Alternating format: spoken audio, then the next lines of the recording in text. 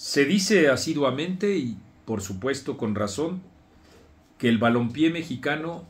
se encuentra en crisis, que baste ver la manera en la que se organiza nuestro torneo de la Liga Mayor, en donde resalta por supuesto la improvisación, los atropellos, la desorientación y desde luego y todo en conjunto por su forma de estructurarse, la falta de competencia, lo cual redunda, claro está, en un nivel bajo de nuestro deporte que a su vez también tiene un reflejo clarísimo en nuestro representativo nacional. Hay, eso sí, esfuerzos aislados en algunas instituciones que, orientadas justamente por el enorme negocio que implica el fútbol mexicano, también hacen grandísimas inversiones a diferencia de otros equipos, y lo cual genera que en realidad la competencia se circunscriba en mucho menos equipos de los que se encuentran inscritos en nuestros torneos. Sin embargo, pocas veces se dice que existen distintos reflejos de esa crisis que también vale la pena tener en cuenta.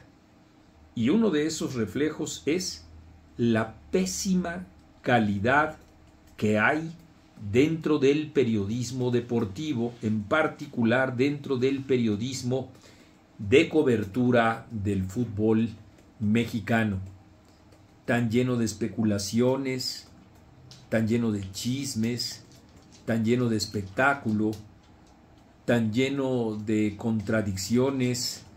incluso me parece también tan lleno de prevaricaciones y actitudes vergonzosas, en donde lo que menos ocurre es, si análisis extracancha,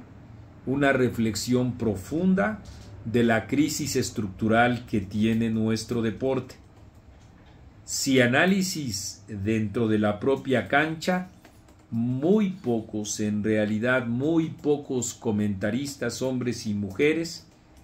se atreven siquiera a pormenorizar, ya no digamos hacer la crónica de lo que significa futbolísticamente en cuanto a rendimiento, en cuanto a estrategias y tácticas, un determinado encuentro de fútbol.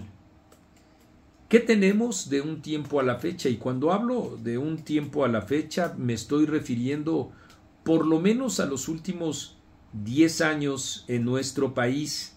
fundamentalmente en los espacios de la prensa deportiva, particularmente en los audiovisuales. Tenemos el grito destemplado, tenemos las preguntas anodinas pero estruendosas, tenemos las acusaciones, los adjetivos, las prevaricaciones, los movimientos de brazos, las voces en todo lo alto, las risas estentóreas, la descalificación, y se cierra el telón. Hay comentaristas que no pueden quitarse la playera de aficionados y en consecuencia tampoco pueden contribuir en modo alguno con un mejor entendimiento del deporte. A propósito de la final entre América Monterrey, Monterrey y América, Willy González, por ejemplo, de lo que habla es fundamentalmente de los equipos regios y como un hincha más les exige todo lo que ustedes se pueden imaginar que se pueda exigir desde un aficionado que se aleja desde luego del ejercicio periodístico que implica mirar con enfoque apartado lo que significa el deporte, los equipos y su propio rendimiento. Pero no, él es como un hincha. También es como un hincha Javier Alarcón, que ha visto pasar ya, me parece a mí, los mejores tiempos en donde cobraba distancia para emitir sus opiniones, en Televisa primero y en Imagen después, para sentarse en el cómodo veredicto de el aficionado que encuentra la posibilidad de algún complot o alguna pésima decisión arbitral a juicio suyo para sintetizar con eso un partido de fútbol, digamos como los dos que ocurrieron entre América y Cruz Azul. Con la elocuencia y con las tablas que da en efecto estarse exponiendo permanentemente al plató, Javier Alarcón puede, como todos en el ejercicio libre de la opinión, escupir al cielo y entonces decir o sugerir malas intenciones, las cuales siempre fue incapaz cuando trabajó en Televisa de exponerlas siquiera. Vamos, en muchos momentos descalifica esas prevaricaciones. Y así nos podemos ir con otro tipo también de profesionales de la comunicación. Estoy pensando en los gritos estentorios permanentes de Rubén Rodríguez, ahí en Fox Sport, o en otro hincha, el Cebollas me parece que le dicen, y lo hago patente porque esa es una manera también de significarse dentro del fútbol para, siendo un aficionado, acudir siempre a las reglas del complot para caerle bien al respetable, a una parte del respetable que en efecto también, hay que decirlo, pues le da realce a este tipo de periodismo, porque en efecto carece de los insumos suficientes para entender o comprender, ya no digamos las consabidas estrategias dentro del terreno de juego, sino las reglas mínimas del mismo juego y a las que se tienen que apegar los árbitros en plena ignorancia, pues en efecto entonces pueden decir o hablar de que el piso no está parejo, de que hay una decisión arbitral que favorece a uno o a otro equipo, en este caso, en efecto, irle a cualquier equipo que no sea el América, pues implica en efecto enarbolar la tesis del complot o la tesis de la trampa o del contubernio. Y desde el otro lado también encuentra, yo soy aficionado del América, pero por supuesto que no dejo de comprender que también del otro lado hay supuestos opinadores, grandísimos jugadores de fútbol en su momento y que son hinchas todavía de la escuadra americanista, pero que no tienen o no expresan el mínimo conocimiento de análisis respecto de lo que pasó en la cancha. Estoy pensando en uno de los grandísimos jugadores, yo como jugador lo admiro mucho, que es Daniel Alberto Brailovsky, enfrascado siempre en la encarnación de la soberbia y la altanería que nos es propia a los que hinchamos en favor del América, pues habitualmente pierde la brújula para el análisis, como ocurre también con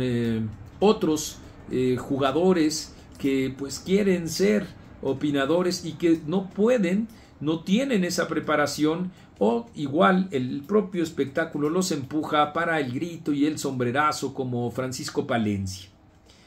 Y así podemos hacer toda una revisión de nuestro periodismo de muy bajo nivel, como con Álvaro Morales. ¿Lo han visto a ustedes? Un tipo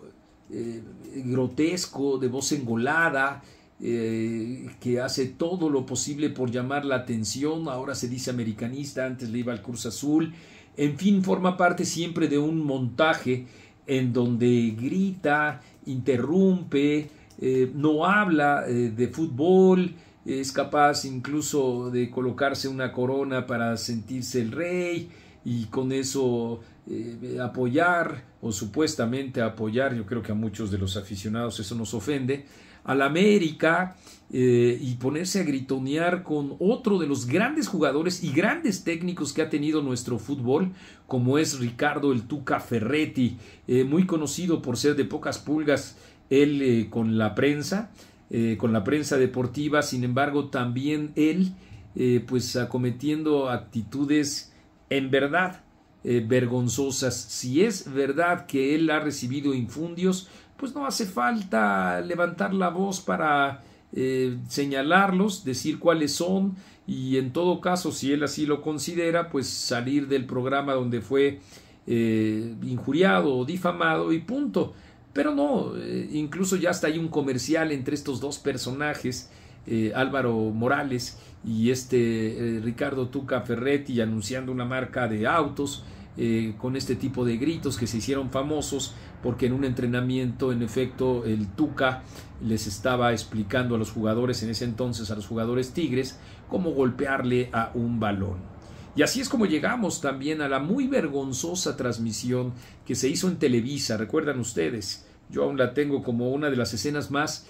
terribles que haya visto en la televisión mexicana, a Cuauhtémoc Blanco, ese impresentable político, porque eso ahora es diputado federal, antes fue gobernador del estado de Morelos, el peor calificado durante su propia gestión, que significó un enorme desastre. Lo vieron ustedes ahí en las cabinas de Televisa, pues jalando las cabezas tanto de David Faitelson como de Ricardo Antonio Lavolpe, con una de las expresiones más vulgares que yo haya visto, para demostrar una supuesta paternidad del equipo América. Me parece que todo este panorama es, en serio, un reflejo claro de la propia crisis del fútbol. Yo no estoy en modo alguno ni pontificando ni persinándome de ninguna manera en relación con incluso hasta los artilugios que se llevan a cabo para tratar de llamar la atención del público. También creo que si este tipo de cosas ocurren es porque hay sectores amplios que pues lo permiten, que lo alientan. Pero al mismo tiempo también me parece que si señalamos que esto es buena parte de la crítica